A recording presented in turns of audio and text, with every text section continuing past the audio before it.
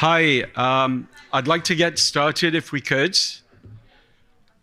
Greetings, everybody. Well done for making it to this stage of the conference. Somebody told me this is the graveyard shift, and I don't think it is. The three of us here are going to talk about open web resources. I'm going to do a 10-minute overview. My colleague Gary's going to take over and talk about some of the actual resources. And then Meg is going to talk about how to promote the resources and how to get them disseminated amongst your patrons. So if I kick off here, let's see, there we go. I just want to mention where I'm from, Coherent Digital. We actually manage the indexing and enrichment of a lot of open resources, which is why I think I've been asked to speak here. I'm going to start with trying to define two types of content. So one type of content I'm going to call tame. And tame content is the stuff that librarians have done an outstanding job of categorizing. This material has ORCIDs and RAWs and ISBNs and any number of different kinds of PIDs. I've made it blue. Then there's a second kind of content that's actually equally used, we think, by faculty and students. And this stuff doesn't have any of those tools. It's wild. It's tweets, and it's gray literature, and it's primary sources, and it's material that's out there openly available on the internet.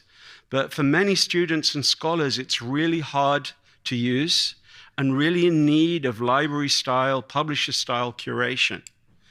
So as you can see, if we look at the world in these dimensions, journals, books, audio, video is actually surprisingly well covered. A lot of the material is already digital. These days, almost every journal is in electronic form. Maybe some art books, maybe some local history still to be made into electronic form. But then there's vast areas like primary sources where the vast majority of it is yet to be digitized. So if we take a look at the gray literature part of that chart, the material's really important. It's actually surprisingly high quality. I'm going to talk to that in a moment. It's huge, it's voluminous, it's similar in volume to the amount of materials published in journals. It's very broad, it covers almost every subject under the sun. And it's growing very quickly as many publishers choose to go open, but not to use traditional processes. So somebody like the World Bank or IMF would usually, or in history, publish with somebody like Routledge or Wiley. And now they've decided, we're just going to put this on our website. And what's lost is all that bibliographic data and curation. So is it authoritative? Well, it's kind of interesting in our own sector here. I find the STM Global Briefing one of the best documents in our field. It's incredibly data intense. It's really, really helpful, not just for general research, but actually it's really, really useful for data across the marketplace. And this material is incredibly well cited, especially if we look outside our own community. Magazines like The Economist, the New York Times, the Washington Post, they cite this material all the time. Librarians cite it in LibGuides. Faculty cite it in syllabi. And yet, and moreover, it's actually very global and diverse. These are the number of think tanks that we've identified around the world. Vast numbers of think tanks putting out good material. As to whether it's trustworthy, this was 12 documents identified by a think tank at Yale as materials that you should read in advance of the COPD Climate Summit. 11 of them are gray literature, one journal article. As a case study, let's take N95 masks. We found 3,000 openly available reports on N95 masks from 516 organizations.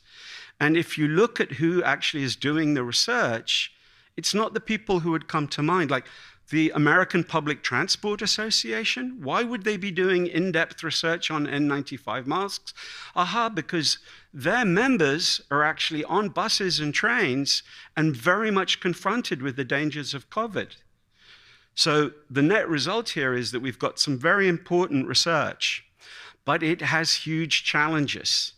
This material is scattered over thousands of websites, and it is mixed with some pretty bad materials. A lot of it disappears. A lot of the think tanks go out of business, run out of funding.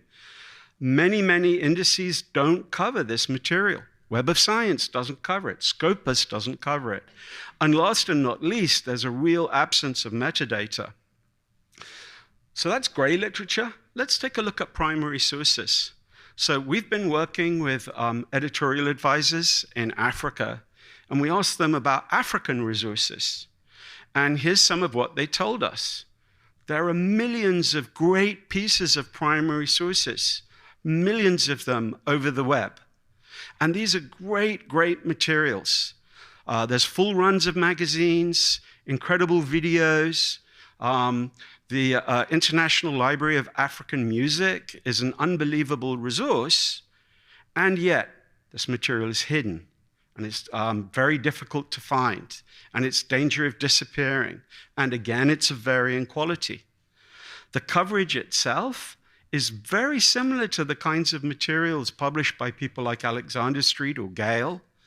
Here we have, I'll take a couple of examples. Speak magazine is an unbelievable magazine from South Africa. The Rwandan Genocide Archive has hundreds of top quality videos.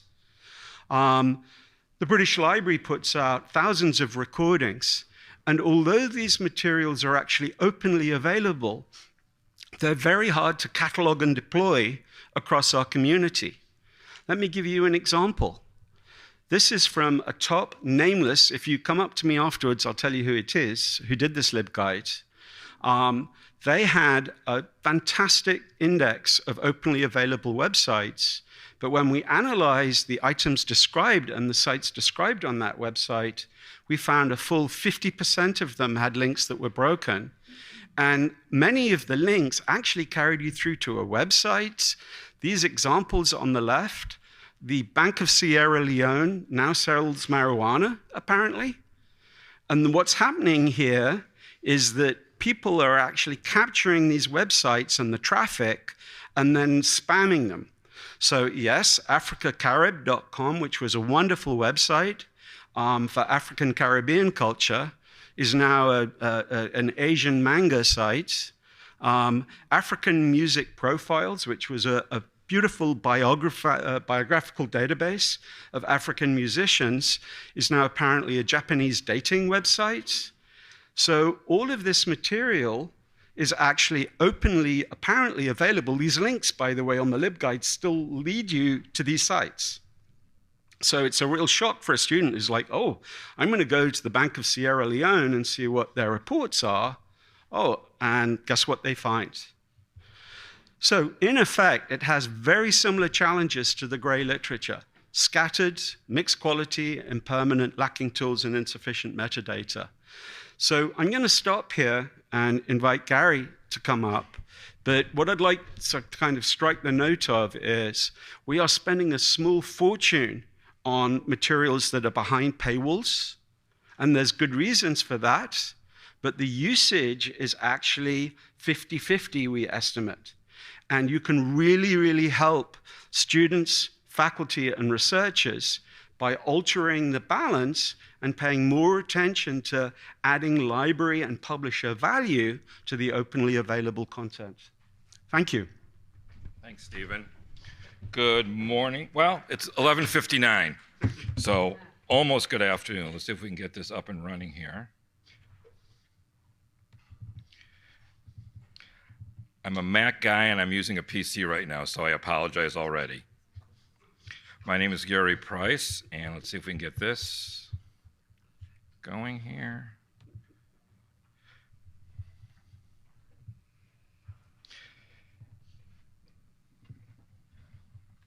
This is the presentation for today. It's already live on the web, so I will give you the URL.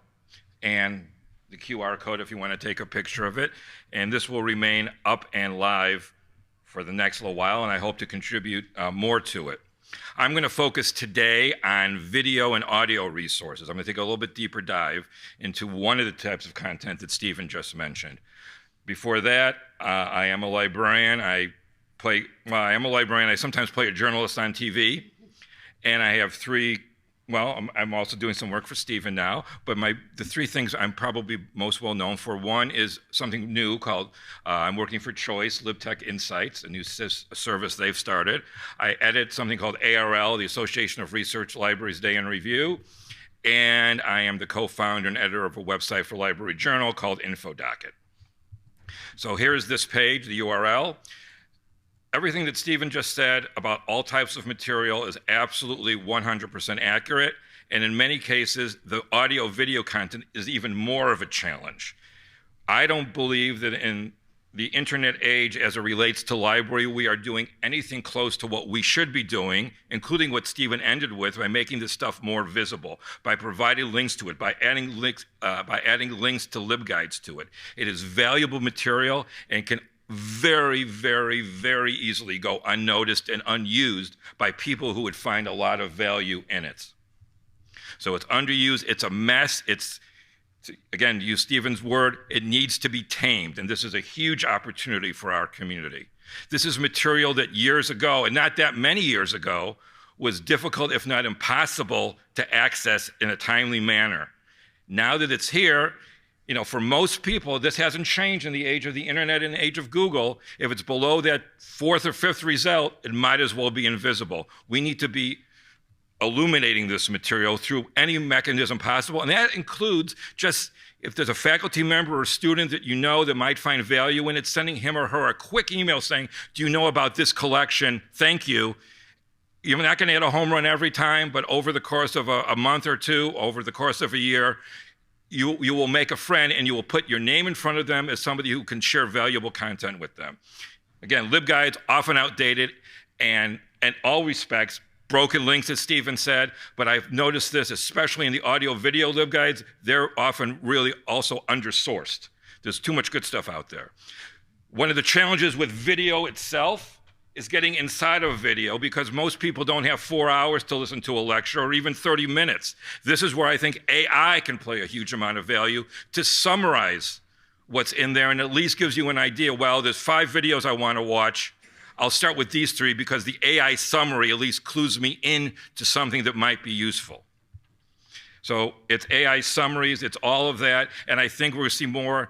I think next year at this conference, it's not only going to be about GPT and AI, but it's going to be about the personalization of AI and GPT for individual users. And I think what OpenAI announced on Monday, where you can create your own Chat GPT for different needs and different user groups, will really be something we're talking about even more next year. So here is the list of resources. Thank you very much. No, because this is not my home computer, some of these things you need to download, but I'll give you introductions to a few of them. It just so happens, I'm doing infoDOCKET every day. NASA relaunched their video archive yesterday.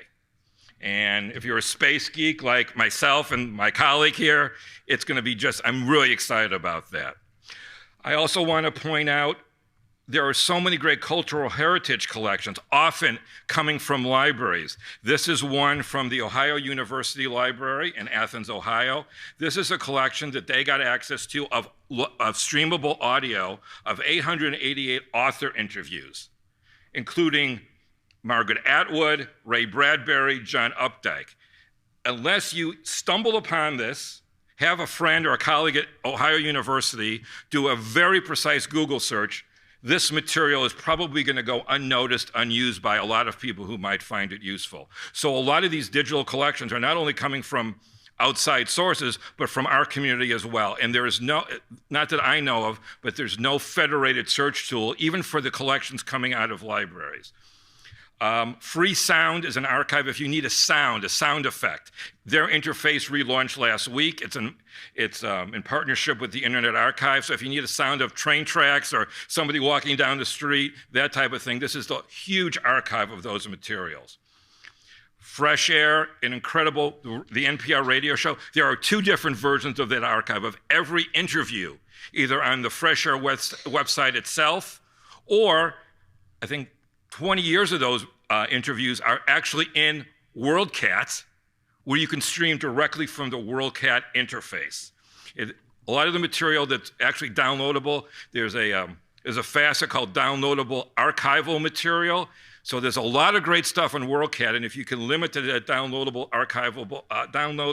archive material facet, you can get to it much more quickly.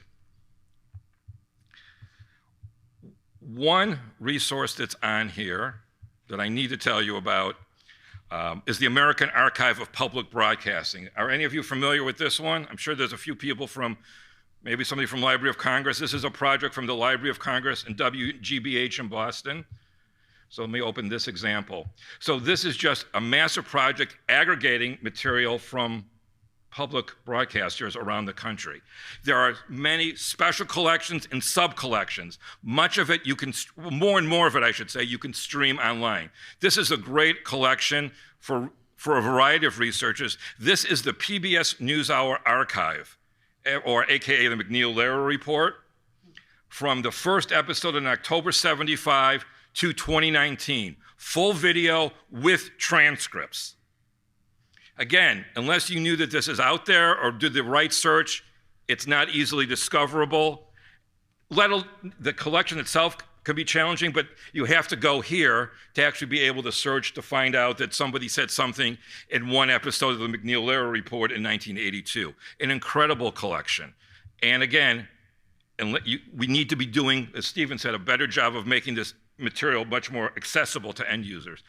I'm trying to find it on here. Did I actually? Oh, here we go. I've talked about this one before. How many of you have ever used this? 2, 3, 4. There was once a session, and I didn't name it, but I did, called Gary's Desert Island Databases, which is a play on the BBC Desert Island Disc. But of course, if I was stranded on a desert island, I would have to have Wi-Fi, which, anyhow, this to me, if I could, for my own interest, but I think this is the interest of a lot of people, this is everything that has ever aired on C-SPAN, updated in real time with metadata and transcripts, and it's free. So it's not only congressional hearings, but it's every author interview from day one. The other nice thing about this, I'll just give you a quick idea of what here's a series they did called The Civil War.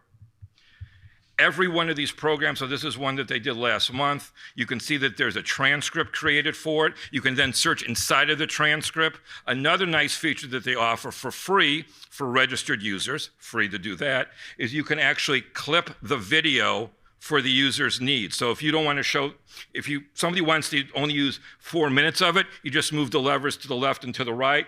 You create a unique URL for that clip. They host it on their website, and that's it. All free. And C-SPAN will tell you that they don't have the resources to be promoting this type of resource. And I think this is another opportunity. If for only one resource, this is just an incredible, incredible tool. How are we doing on time, Meg? 12 away. Okay, 1 more minute. I love doing presentations because it also allows me to discover new tools to share with audiences like you. For those of you who use Chrome, which I would imagine is a large portion, I'm not going to take the time to actually run this, but one of the biggest challenges of YouTube is searching it. And not just searching to see that this organization put up this video and that organization put up another video, but actually searching inside of the videos. This little browser add-on for free will allow you to create an ad hoc collection, let's say of all the videos from the Charleston conference from 2018 to 2022. You grab, with one click, you grab all of the transcripts, and then you can keyword search them. That's great. Then once on the results page, you see the keyword in context, one extra click, and you are where those words are spoken in the video. So and get this, library geeks, for those of you who are librarian geeks, this is the only search tool I've seen in a long time that actually has a proximity operator built into it. So you can say, Charleston within 5 words, you can vary it within 5 words of Marion, and you go right to that video clip. So those are some of the resources that I have prepared for you. As I said, I'm gonna keep the website going. Here's the URL. If you didn't get it, once Meg is done, I will come on up and take a picture of the QR code, and thank you very much.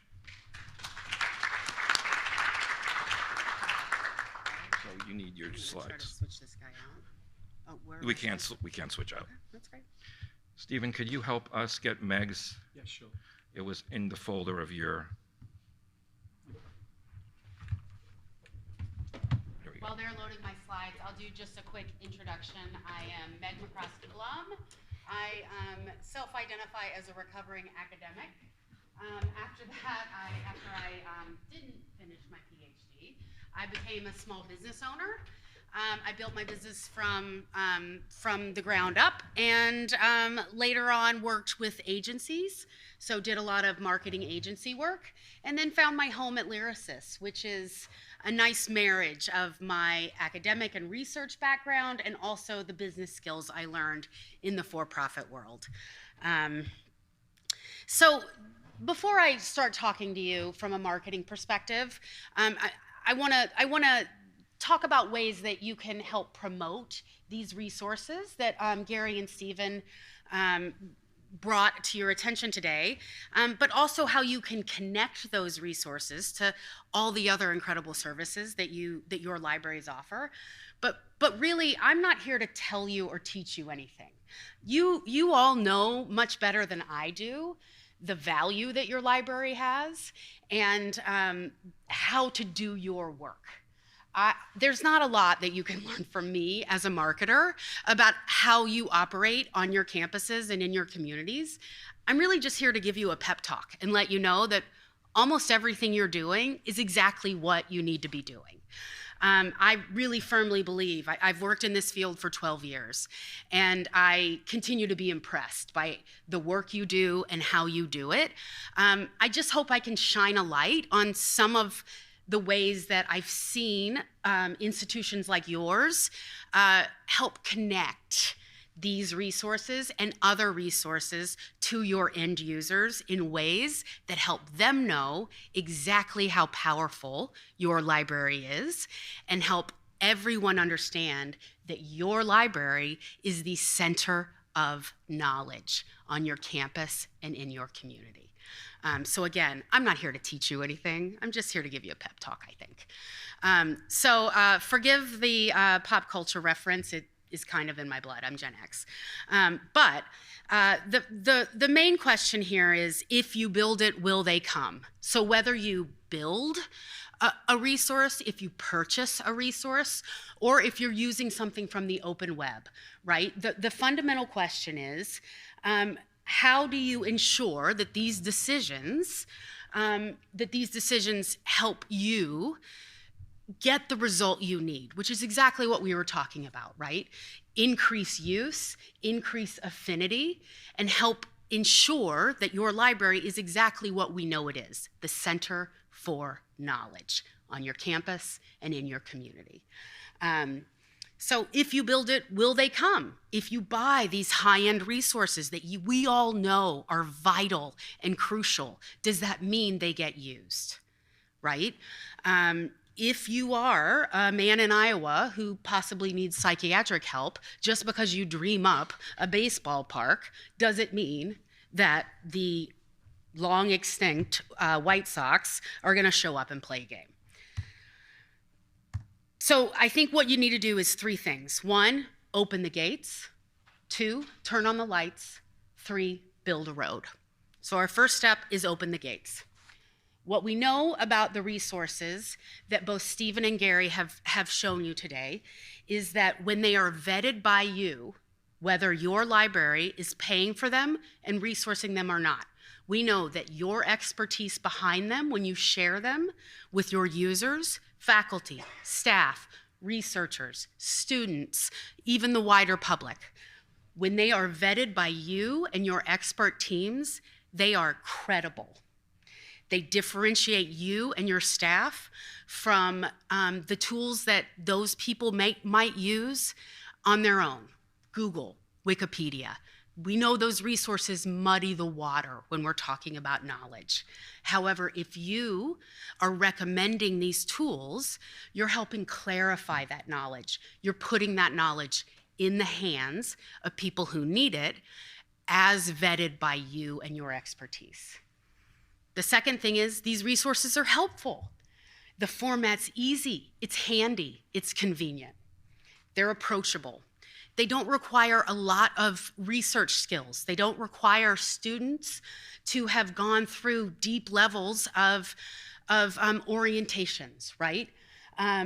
They're also not intimidating, and they're deeply aligned with the common usage of the web by generations like Gen Z. They're very approachable. They're timely. That can mean that they're made in real time. That can mean that they provide historic data, or they're right on time for the end user. And then they're at the point of use, right? They don't necessarily require geolocation. Many of them don't. They are not temporally based. They don't require them to be within the physical boundaries of your library. So that's the first thing. Open the gates beyond those paywalled and purchased and built resources. The second thing, turn on the lights. This is the basic work that you are all doing on your campus or within your community every day. Build relationships. This is what I did as a small business owner. I pounded the pavement for years and years. You guys are lucky in that you have already users who are deeply committed to the work that you do. They already know who you are, they already know you're there, and they know you're there to serve them. So send emails to faculty and departments about these tools as they relate to their fields. It's the easiest thing you can do. You're probably already doing them, right? If you meet faculty, staff, students, researchers who share their research topics with you, share some of these open resources and fire off another email. Build those relationships, mention them in conversation, because one, it demonstrates your interest in their work, and it helps, again, show your expertise. Two, focus on the impact. So in addition to shining the light on these really important and high value scholarly packages that we all know are vitally important to the work of libraries and sustaining knowledge, focus on the impact, because these resources that both Stephen and Gary have mentioned can be very high impact depending on who your users are and when you connect them to it. So don't forget that even though they're not highly resourced by your library or big budget items for your library, they can still have a big impact on your users. Normalize bragging. You guys have the best value proposition in the world. I wish I had had that value prop when I was a small business owner or for any of the products I took to market. You have the absolute best knowledge resources on earth, and you deliver them mostly for free to all your end users. I mean, there are no brands anywhere in the world who have a value proposition that is that ironclad. I mean, it's the sort of thing that people who own businesses or do marketing dream of. So none of us are, show-offs by nature, but, normalize bragging a little bit. Talk about it. Talk about how cool your collections are and what you have to offer. And use what you have. You don't have to build new marketing pathways. Add them to your newsletters. Talk about them when you see them. Put up signs, notes at the reference desk. The last thing is build a road. Connect these tools to those deep resources that your library offers. When you talk about these open web resources, don't be afraid to, would you like fries with that? Connect the dots. Also say, and here are the other packages that might elevate the work that they're doing, that might add that level of scholarship that's needed. Or if it's not scholarship that the end user is looking for, might just elevate their work that extra bit to get them the grade that they want in whatever 101 class they're taking. Expand your credibility. I'll speak for myself. I was a PhD candidate who lived in my library and loved it, and I was terrified to admit I didn't know something, including that I didn't know how to find what I needed. I basically camped out in the government documents section, and if someone had had a simple sign about the C-SPAN archive right there in the repository section, it would have changed my life. It would have helped me not waste hours wandering around for resources, and it would have helped me feel comfortable enough to ask the question. I just was too scared to admit my vulnerabilities. So it would have connected me to librarians who could have helped me. Maybe I'd be more than ABD, but really that's on me, I'm not gonna lie. And then build more relationships over and over. And the last thing is, oh look, I forgot to advance my slides. Build a road. And then the last thing is, don't stop. Keep doing what you're doing. You guys are killing it. You inspire me every day. And just keep it up, because we all need you. So thank you.